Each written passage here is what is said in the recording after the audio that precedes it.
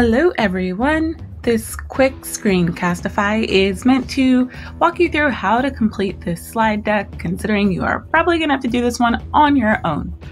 So the topic is how to steal, influence, or buy an election. The broader umbrella topic here is really how to create influence in politics. So this is focused on the legislative branch, but it does also talk about general elections as well. So keep a broad mindset when we're talking about influencing elections. So right now, to get your mind right and ready, right now there's a lot of claims of stolen elections in 2020. So think about the ways that liberals and conservatives are making claims of stolen elections today, because it's different from the typical stealing that we are seeing in the slide deck. These influences still exist. So let's get into it. For the warm-up, I want you to think, is political spending a form of free speech? Does it matter who does the spending? Why or why not? So looking at this graphic here, we have these corporations, labor unions, and individuals giving money to promote a political candidate. Is that okay? Is it okay for all of these people to give that money? Is that a form of free speech? Okay, so what about when it comes to campaign ads? Is it a form of free speech for these entities to give money to campaigns? Write your answer here. No wrong answers, just be honest with your response. Spoiler alert, the Supreme Court has ruled that corporations spending money on elections or promoting political candidates is a form of free speech. This is a court case you will need to be familiar with, so I'm giving you a preview of it now. Citizens United versus the Federal Election Commission. Make sure you are familiar with this case and what it means. In this section, you're going to talk about the characteristics of a PAC, a political action committee, and a super PAC. There is a difference. So you're going to watch this slightly cheesy video. The link is at the bottom, and it does walk you through the differences. Please note that this is optional to include in your portfolio. It is helpful, but notice this section, it says required knowledge, optional activity. You do need to know the difference, but it's up to you whether or not you want to take the time to write it down. It is always to your benefit, but I am giving you an option here. So what are the characteristics of each and how do they work to influence elections? You should know that for a PAC and super PAC. So this is a video tour. You're going to watch a series of videos from a 2011 series, Late Night Colbert Report. It's a really cool late night show that is no longer on air. Stephen Colbert has since created his own late night slot. He has his own late night TV show now on NBC, I believe. But yes, this is satire, so keep in mind that means that he's kind of making fun of the reality of politics today. He pretends to be a staunch conservative, but he's actually more on the liberal side. So he makes some strong points, kind of making fun of liberals and conservatives at the same time. But you're going to learn throughout this video series how to start a super PAC. And this is real, guys. He actually did start a super PAC, and he actually did run for president briefly. Anyways, but yes, you're going to learn how to start a super PAC and how it actually works step by step. So watch the series of videos and keep track while you're watching the answers to these questions. You should just jot them down as you watch. Step by step, watch, answer. Last question, how can Colbert use super PAC money for personal use? Then you're going to type your answers here. This is a required activity, so please make sure you actually watch that series of videos. This is optional for you to get further into the content. It is really up to you.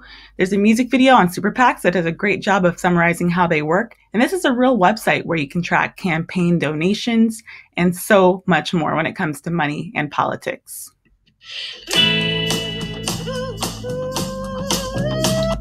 Yes, more of that. Now let's get into other ways to influence politics and elections. The first one is interest groups.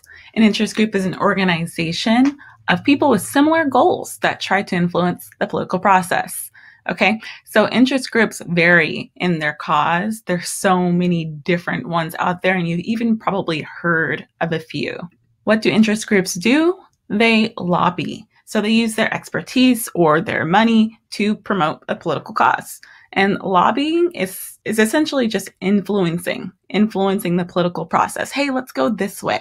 Check out the political cartoon. We have the congressman saying, nobody tells me what to say. but it's actually the lobbyists that have the pencil here. So just to give you an idea of how that works, there's a basic summary. So lobbyists are professionally employed to influence Congress. They can also advise their clients how to influence Congress. You see the voter outside the glass here, just observing this process. It's supposed to be about this congressman and the voter, but lobbyists play a key role. Some examples of interest groups: AARP, ACLU, American Civil Liberties Union, the National Rifle Association, also known as the NRA, PETA.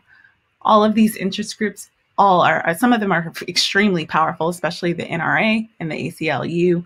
So be on the lookout when you hear them mentioned in the news, because they have a hand in the political process that people don't talk about nearly enough. Redistricting. So this is a way to influence specifically congressional elections. So please note that this process only takes place in the House, because in Congress, the House of Representatives is the only House of Congress in which the amount of people in it varies by population. So keep that in mind. This only applies to the House because the number of members in the House is based on the population of the state. Okay, so this redistricting process points to gerrymandering. So the way it works is once every 10 years, we have the census. That gives us an idea of how many people are in a designated area. So once that census happens, there's a redistricting process. So when you looked up who your representative is for the 7th district or for the 11th district, whatever number district you live in, when you look that up, just know that those district boundaries are redrawn every 10 years. So the process of redrawing district boundaries in a way that would influence a political party is called gerrymandering. Both Republicans and Democrats do it. Okay. But yeah, it may not be a fair representation of what one district wants. Keep that in mind. So go through and watch the video on gerrymandering for yourself. It's not illegal to do this, but it could be unfair. But you tell me what you think. Here you have an option here to practice gerrymandering yourself. Read the directions and use the Google Draw tool. The instructions are cut off here, but if you use the Scribble tool, you can practice gerrymandering for yourself. Or you can just look at your district to see how you may or may not have been gerrymandered.